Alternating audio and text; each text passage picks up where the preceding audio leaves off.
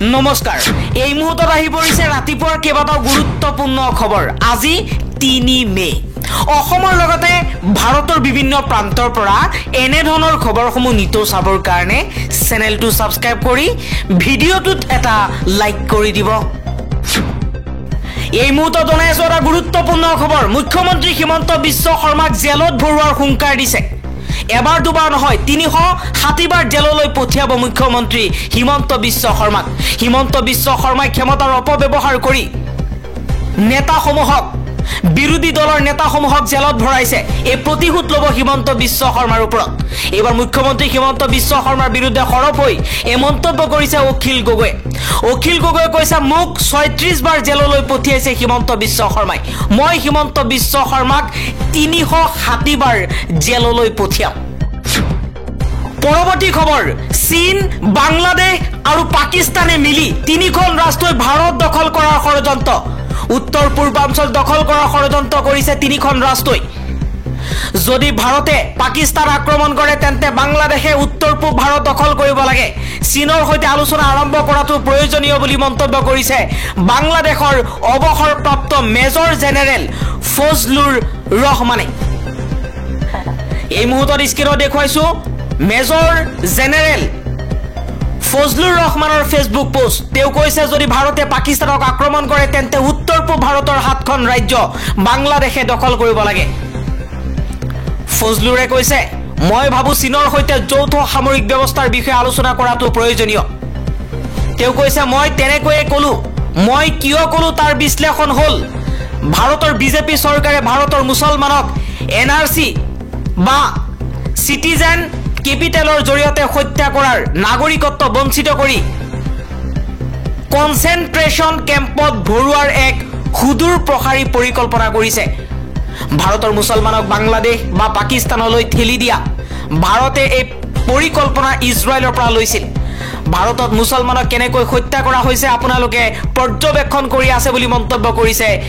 প্ৰাক্তন major general Pakistan আৰু বাংলাদেশ মূলতঃ এই উপমহাদেশৰ দুখন মুছলমান দেশ মালদ্বীপ ইমানেই সৰু আৰু সামৰিক দিশৰ পৰা দুৰ্বল যে ভাৰতৰ মুছলমানৰ আৰ্থৰক্ষাৰ কোনো দায়িত্ব পালন কৰিব নোৱাৰে তেতিয়া বাংলাদেশ আৰু পাকিস্তানে ভাৰতৰ মুছলমানৰ জীৱন আৰু সম্পত্তি ৰক্ষাৰ মূল দায়িত্ব পালন কৰিব লাগিব কিছুদিন পূৰ্বে বিজেপি চৰকাৰে ভাৰতৰ মুছলমানসকলৰ সকলো ওয়াকবৰ সম্পত্তি কাঢ়ি লৈ গৈছিল আৰু কিছু দিনৰ ভিতৰত ভাৰতত মুছলমানৰ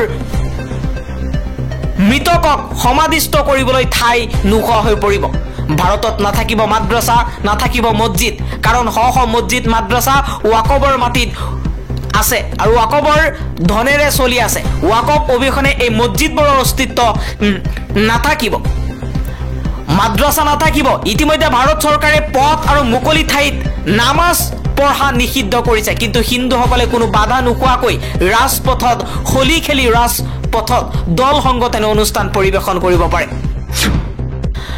আন এটা খবৰ পঞ্চায়ত নিৰ্বাচনত ভোটাৰৰ আগত নতুন প্ৰতিশ্ৰুতিৰ বন্যা বুৱা ৰাজ্য চৰকাৰখনে পঞ্চায়তৰ দ্বিতীয় পৰ্যায়ৰ নিৰ্বাচনৰ আগদিনা অৰ্থাৎ 6 মেত পুনৰ ল'ব 900 কোটি টকাৰ ঋণ ৰাজ্য চৰকাৰখনে এইবাৰ 20 বছৰৰ বাবে বন্ধ বিক্ৰী কৰি ৰিজাৰ্ভ বেংকৰ পৰা এই ঋণ লোৱাৰ পৰিকল্পনা কৰিছে পৰৱৰ্তী খবৰ অসমত এতিয়া গুণ্ডাৰাজ চলিছে নলবাৰীত লোকসভাৰ বিৰোধী দলৰ উপদলপতি গৌৰৱ গগৈৰ পদযাত্ৰাত বিজেপিৰ গুণ্ডা বাহিনীয়ে কৰা ঘটনাক তীব্ৰ ভাষাৰে গৰিহণা দিছে প্ৰদেশ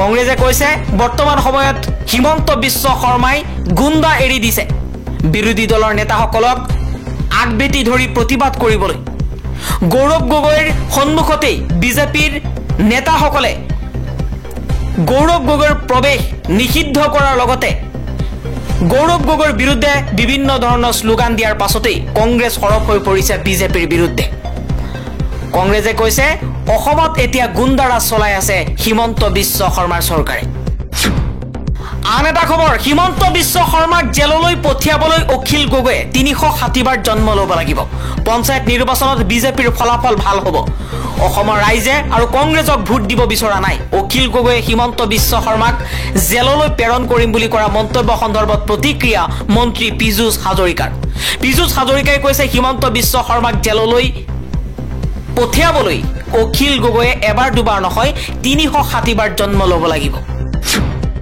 পৰৱৰ্তী খবৰ, ভয়ত কম্পমান হৈ আবুল তাবুল কথা কৈ আছে হিমন্ত বিশ্ব শৰ্মাৰ চৰকাৰে।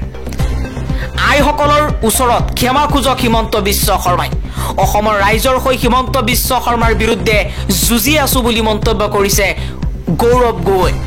মুখ্যমন্ত্ৰীক উভতি ধৰি সাংসদ গৌৰৱ গগৈয়ে কৈছে যে বৰ্তমান সময়ত কংগ্ৰেছৰ শক্তিশালী স্থিতি দেখি ভয়ত কম্পমান হৈ আবুল তাবুল ক'বলৈ আৰম্ভ কৰিছে শাসক পক্ষই। আন এটা খবৰ, জাতিক অপমান কেতিয়াও সহ্য নকৰো, মই কাপুৰু নহয়, প্ৰয়োজনত শ্বহীদ হৈ যাম জাতিটোৰ কাৰণে। এক নিৰ্বাচনী সভাত ৰূপহীহাট সমষ্টিৰ বিধায়ক নুৰুল হুদাৰ উদাত্ত ভাষণ।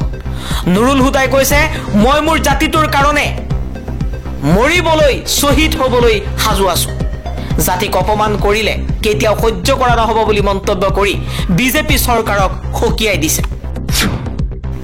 পৰৱৰ্তী খবৰ, দৰং জিলাৰ দলগাঁৱত ৰাইজৰ সংকল্প, হিন্দু সাম্প্ৰদায়িক দল বিজেপি আৰু মুছলমান সাম্প্ৰদায়িক দল AIUDFক ভোট নিদিব। আগন্তুক পঞ্চায়ত নিৰ্বাচনত ৰাইজৰ দলত ভোট দিব। আৰু এইবাৰ জনপ্ৰিয়তা বাঢ়িছে অখিল গগৈৰ ৰাইজৰ দলৰ সভাত হাজাৰ হাজাৰ জনতাই ভিৰ কৰা পৰিলক্ষিত হৈছে। AIUDFৰ ভেটিত এতিয়া অখিল গগৈৰ চমক।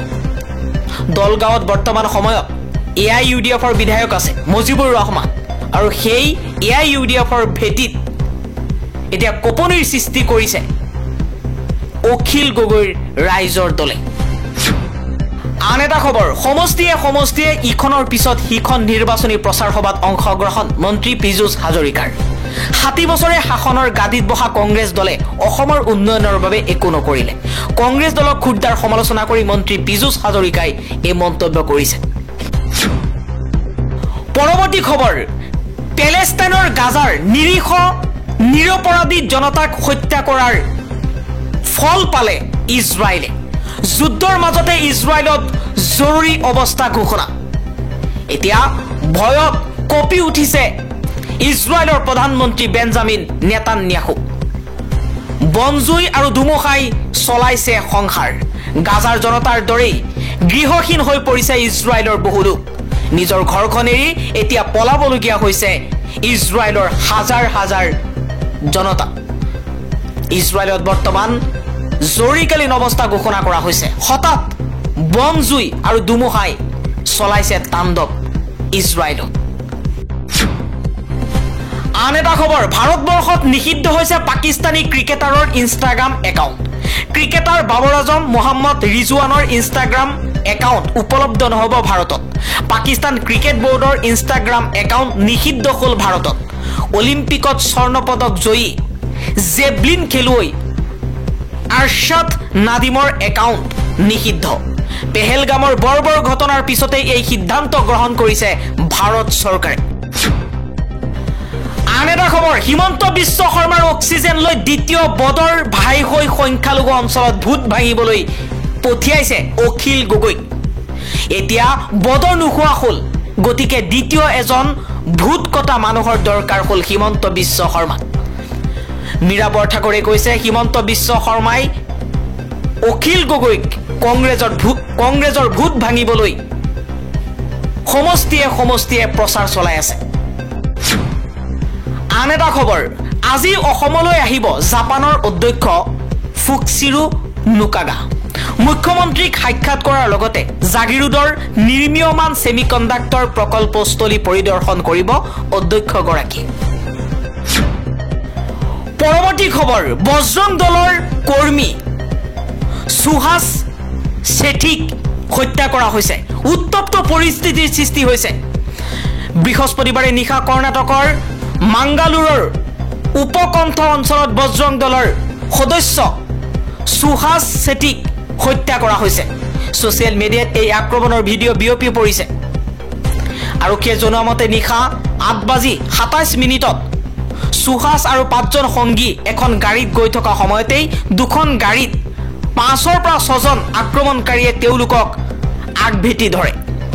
সুহাসক তৰোৱাল আৰু চোকা অস্ত্ৰৰে আঘাত কৰি দলটোৱে পলায়ন কৰিছে। ঘটনাস্থলীৰ পৰা তেওঁক চিকিৎসালয়লৈ লৈ যোৱা হয় যদিও চিকিৎসাৰ সময়ত মৃত্যু হয়। এই ঘটনাৰ পিছতেই চিকিৎসালয়ৰ সন্মুখত হিন্দুত্ববাদী নেতা কৰ্মীসকলে ভিৰ কৰিছে। বিজেপিৰ সাংসদ নলিন কুমাৰ কটিল, বিধায়ক ভাৰত ছেদিকে ধৰি বিভিন্ন হিন্দু সংগঠনৰ নেতাসকলে চিকিৎসালয়খন পৰিদৰ্শন কৰিছে। বিশ্ব হিন্দু পৰিষদে শুকুৰবাৰে পুৱা 6 বজাৰ পৰা সন্ধিয়া 6 বজালৈ মাংগালোৰ বন্দৰ আহ্বান জনাইছে। ইফালে আইন শৃংখলা বজাই ৰাখিবলৈ সমগ্ৰ অঞ্চলটোত 144 ধাৰা জাৰি কৰা হৈছে।